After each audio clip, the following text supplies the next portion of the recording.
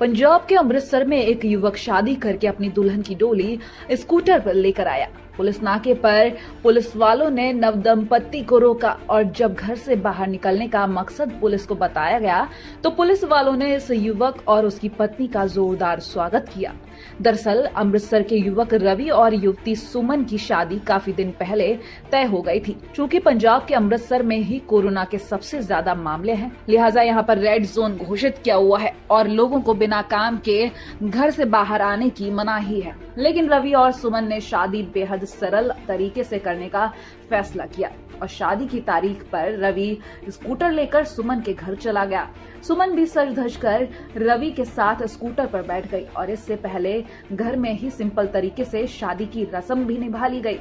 वहीं पुलिस नाके पर रवि और सुमन जब स्कूटर पर पहुंचे तो पुलिस वालों को घर से बाहर निकलने का कारण बताया गया। पुलिस वालों ने कारण सुनकर इस नवदंपति का जोरदार स्वागत किया। फिलहाल साधारण शादी ने दूल्हा दुल्हन के चेहरे पर मुस्कान तो बिखेरी ही, साथ ही बात बात पर लोगों को काटने वाली पुलिस को भी खुश होने का एक अवसर प्रदान किया। ਇਹ ਜੋੜੀ ਜਿਹੜੀ ਹੈ ਜੀ ਵਿਆਹ ਵਾਲੀ ਰਵੀ ਨਾਂ ਦਾ ਲੜਕਾ ਤੇ ਆਪਣਾ ਸੁਮਨ ਨਾਂ ਦੀ ਲੜਕੀ ਇੱਕ ਐਕਟਿਵਾ ਦੇ ਉੱਤੇ ਇਹ ਜਦੋਂ ਇੱਥੇ ਪੁੱਜੇ ਨੇ ਤੇ ਅਸੀਂ ਵੇਖ ਕੇ ਸਾਡਾ ਨਾਕਾ ਇੱਥੇ ਲੱਗਦਾ ਵੇਰਕਾ ਚੌਂਕ 'ਚ ਅੱਜ ਵੀ ਅਸੀਂ ਮੌਜੂਦ ਸੀ। ਮੇਰੇ ਨਾਲ ਲੜਕੀ ਸਬ ਇੰਸਪੈਕਟਰ ਮਨਦੀਪ ਸੀ, ਹੋਰ ਵੀ ਲੜਕੀਆਂ ਲੇਡੀ ਕਨਸਟੇਬਲਾਂ ਤੇ ਜਵਾਨ ਤੈਨਾਤ ਨੇ ਤੇ ਸਾਨੂੰ ਬੜਾ ਵਧੀਆ ਲੱਗਾ। ਅਸੀਂ ਇਹਨਾਂ ਨੂੰ ਪਹਿਲਾਂ ਤਾਂ ਮਾਸਕ ਦਿੱਤੇ ਆ ਜੀ, ਮਾਸਕ ਪਹਿਨਾ ਕੇ ਫਿਰ ਅਸੀਂ ਇਹਨਾਂ ਦਾ ਬੁੱਕੇ ਮੰਗਾ ਕੇ ਤੇ ਵੈਲਕਮ ਕੀਤਾ ਤੇ ਇਸੇ ਤਰ੍ਹਾਂ ਹੀ ਜਿਹੜਾ ਇਹ ਘੱਟ ਖਰਚੇ ਕਰਨੇ ਚਾਹੀਦੇ ਆ। हरियाणा के फरीदाबाद में साजिश के तहत फंसाए गए पत्रकार पुष्पेंद्र राजपूत पर फरीदाबाद पुलिस ने एक दिन के रिमांड के दौरान 3rd डिग्री का इस्तेमाल किया। पीड़ित पत्रकार को रंगे हाथों रिश्वत लेते हुए साजिश के तहत गिरफ्तार किया गया था और फिर अभी तक कोई भी आपराधिक गतिविधि में शामिल न पाए जाने पर पत्रकार पर आरोप सिद्ध होने से पहले ही फरीदाबाद पुलिस ने शर्मनाक 3rd डिग्री का इस्तेमाल किया। रातों रात सीआईए ले जाकर आंखों में मिर्च डाली गई, उल्टा लटकाया गया और फिर मुंह के रास्ते फेफड़ों तक कुछ लिक्विड डाला गया। ये पूरी पुलिस की करतूत खुद पीड़ित पत्रकार पुष्पेंद्र राजपूत ने बताई है, जिससे गुस्साए फरीदाबाद के सैकड़ों पत्रकारों ने पुलिस के इस कृत्य को अमानवीय कहते हुए निंदा की है और कहा है कि पुलिस आयुक्त कार्यालय पर फरीदाबाद के तमाम पत्रकार एकत्रित होकर सोशल डिस्टेंसिंग का पालन करते हुए धरना देंगे और उचित कार्रवाई की मांग करेंगे। तेरा फेफड़े में ऐसे पानी डाल रहा हूँ ना कि दही मेरे पास मर जाएगा। आंखें लाल हैं इसकी, आंखों में वीडियो बना लो ना। बोले तो ढाई मेरे पास मर जाएगा। मेरे फेफड़े में तो सुमेर है 8-10 क्राइम ब्रांच वाले मेरे फेफड़े में पानी डाले, फिर मेरी आंख में जो है फिर मेरी आंख में जो है मिट्टी डाले जो है। ठीक है, आप आप देख ही सकते हैं जो है इसकी एक जो है ना अंदर जाओगे एक मिनट तिरका जी को तिरका जी को बोल देना सेपरेट एप्लीकेशन लगाओ टॉर्चर की, आंख में मिर्ची डालने की सेपरेट एप्लीकेशन लगाएंगे वो इसी के साथ। कौन से सीआई में ले गए थे? कौन से सीआई है? शायद बीबीटीवी है 50 में ध्यान नहीं, रात में ले गए थे। अच्छा, क्या किया आपके साथ? आंख में मिर्ची डाले थे, 4 घंटे लटकाए थे उल्टा जो है और फिर मेरे फेफड़े में पानी डाला गया कि 2.5 महीने बाद तू मर जाएगा, तुझे ऐसा करूंगा। कहीं ऊपर से आदेश आ रहा था बार बार ऐसे इसको ऐसा मारो, इसको मार डालो, मतलब जीते जी इसको मार डालो, ऐसा किया गया मेरे साथ। इस मामले को लेकर सारी पत्रकारों में बहुत रोष है। पुष्पेंद्र राजपूत जी से हमारी सबकी बात हुई है। उन्होंने जो कहा है वो बिल्कुल रोंगटे खड़े कर देने वाला करते पुलिस का रहा है। मतलब इतनी दुश्मनी नहीं होनी चाहिए, कोई डकैत नहीं है, कोई आतंकवादी नहीं है। मतलब जिस तरह से पुलिस पुष्पेंद्र राजपूत ने हमें बताया है कि पुलिस उन्हें रात को सीआईए ले गई है, सीआईए ले जाकर उनको उल्टा लटकाया है 4 घंटे तक, उनकी आंखों में मिर्च डाली है, उनके फेफड़ों में पानी पहुंचाया गया है ताकि वो बीमार हो जाए। मतलब एक इतनी बड़ी साजिश रची गई है।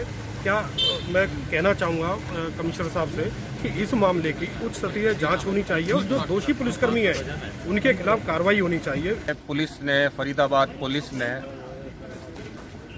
Forge fabricated forcibly red handed scene create करके पुष्पेंद्र राजपूत को गिरफ्तार किया है।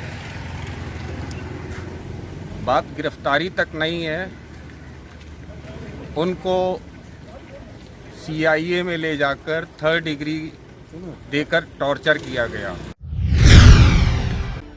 कोरोना वायरस के चलते पूरे देश में ही लॉकडाउन जारी है। आवश्यक सेवाओं से जुड़े काम को छोड़कर लगभग सभी काम बंद है। वहीं कई लोग लॉकडाउन का सदुपयोग कर समाज के लिए उदाहरण पेश कर रहे हैं, तो कहीं घर में बैठकर समय निकाल रहे हैं, कोई खेल खेल रहा है तो कोई अपना समय टीवी देखकर बिता रहा है। लेकिन मध्य प्रदेश में नीमच के मनासा के भाटखेड़ी गांव से एक अलग ही मामला सामने आया है। जैसा कि सभी जानते हैं कि लॉकडाउन के चलते मजदूरी का काम बंद हो रखा है।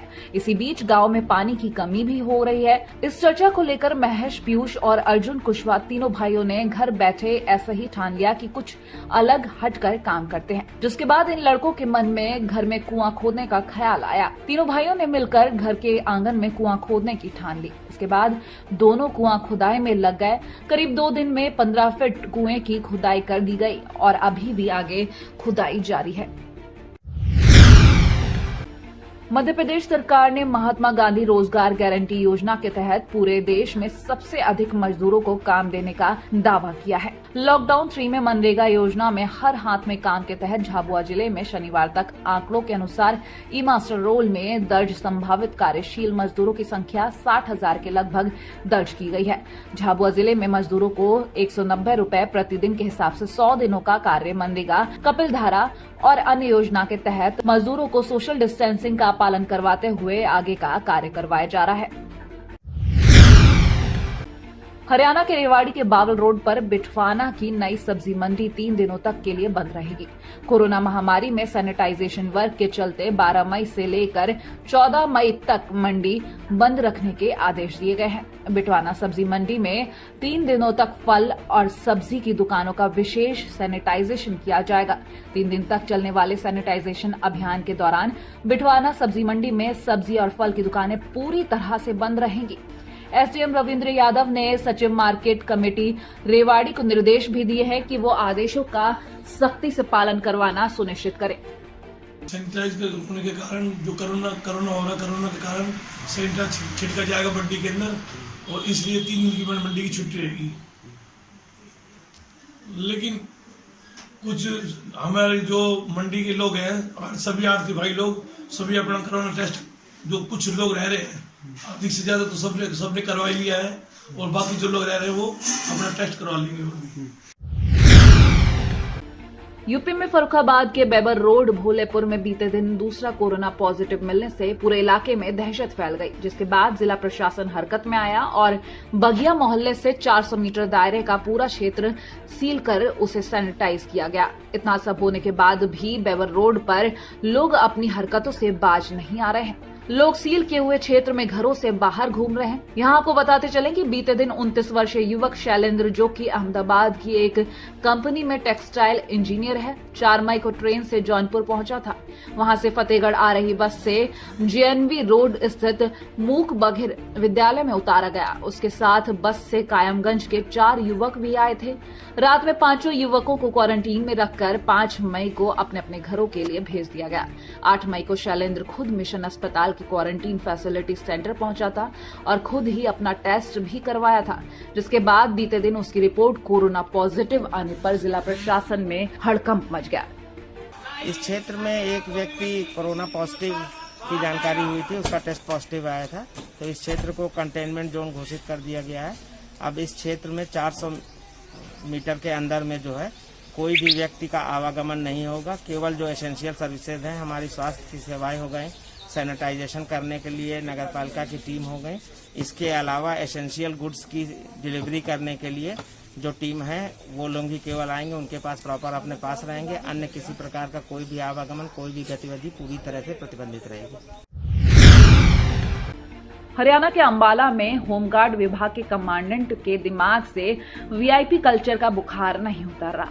यही कारण है कि साहब को कोर्ट के आदेशों की भी परवाह नहीं है और ये बिना किसी इजाजत के अपनी सरकारी गाड़ी पर धड़ल्ले से मल्टीपल कलर की लाइट लगाकर अपने ओहदे का रौब दिखा रहे हैं। बस इतना ही नहीं, इन साहब ने होमगार्ड में रहते हुए अपनी सरकारी गाड़ी पर पुलिस लिखवा रखा है ताकि जनाब एक जिले के पुलिस कप्तान की तरह अपना पूरा रौब दिखा सके। और बड़ी बात यह है कि ये बात हम नहीं, खुद ये जनाब बता रहे हैं कि वो होमगार्ड में जिला कमांडेंट हैं और उनका कद जिले की पुलिस कप्तान जितना है। लेकिन इन सभी दावों को जिले के पुलिस कप्तान ने खारिज कर दिया है और उनके इन कृत्यों को कानूनी अपराध बताया है। नहीं, बिल्कुल पुलिस डिपार्टमेंट से अलग नहीं है, पुलिस डिपार्टमेंट के ही तरह है। इसके अंदर हमारे कंपेरेटिव में क्लियर लिखा है, we have to raise to assist the police in law and order situation and assist that civil administration in disaster situation. आपने जो आपकी सरकारी गाड़ी है उस पर पुलिस लिखवाया हुआ है, तो लिखवा सकते हैं आप? बिल्कुल लिखवा सकते हैं। हमारी सारी गाड़ियाँ पुलिस विभाग से खरीदी जाती हैं, डीजी पुलिस के द्वारा खरीदी जाती हैं। देखिए, जब से Punjab and Haryana high court का इस साल जनवरी में जजमेंट आया है, उसके बाद कोई भी अपने गवर्नमेंट और प्राइवेट व्हीकल पे पुलिस या और कोई डेजिग्नेशन या डिस्प्ले ऑफ प्रोफेशन नहीं कर सकता, चाहे वो प्रेस हो या लॉयर्स हो, तो उसके तहत कोई भी डिस्प्ले नहीं कर सकते। इवन पुलिस के जो कर्मचारी हैं, अगर वो पीसीआर या एसएचओ मोबाइल या और इमरजेंसी व्हीकल्स नहीं हैं, तो वो भी अपने पुलिस लिखवा नहीं सकते। यूपी के आजमगढ़ के जय गुरुदेव आश्रम संस्था की तरफ से खानपुर सराय मीर में जो प्रवासी मजदूर रोड पर आ जा रहे हैं, उनके लिए जलपान और भोजन की व्यवस्था, नहाने खाने रहने की भी व्यवस्था की गई है। जिन प्रवासी मजदूरों के पास पैसे नहीं है, उनको किराए भाड़े के लिए भी पैसे के इंतजाम किए जा रहे हैं। लॉकडाउन के चलते बेजुबान जानवरों पर भी संकट मंडरा रहा है, जिसको देखते हुए समाज सेवी विनोद बुट ने युवाओं के साथ मिलकर एक अनोखी पहल की है। वहीं दूसरी ओर विनोद बुट ने बताया कि राम भजन पवार के सहयोग से 3 क्विंटल हरी सब्जियों का भोजन गायों को कराया गया। इस दौरान लोकेश मीणा भी मौजूद थे। 2 दिन से लगातार इस पहल पर काम जारी है। दूसरे दिन हमारे सहयोगी राम भजन जी के द्वारा बेजुबान पक्षियों को, वो पशुओं को लगातार आज दूसरे दिन हमने 3 क्विंटल के लगभग हरी सब्जियां टेम्पू में रखकर जहां भी हमें मिले पशु गायें बंदरों को वहीं गाड़ी रोककर आज भी हमारे दूसरे दिन लगातार 3 क्विंटल के लगभग हरी सब्जियों का भोजन करा रहे हैं। देश भर में चल रहे लॉकडाउन के बीच फरीदाबाद से पहली ट्रेन मध्य प्रदेश के लिए रवाना हुई। ये ट्रेन फरीदाबाद से मध्य प्रदेश के दमोह के लिए चलाई गई है, जिसमें करीब 1400 यात्री सफर कर रहे हैं। इसके बाद दूसरी ट्रेन फरीदाबाद से ग्वालियर के बीच चलाई जाएगी। ट्रेन से घर जाने वाले यात्री बेहद खुश दिखाई दिए। उन्होंने प्रधानमंत्री मोदी को धन्यवाद भी किया।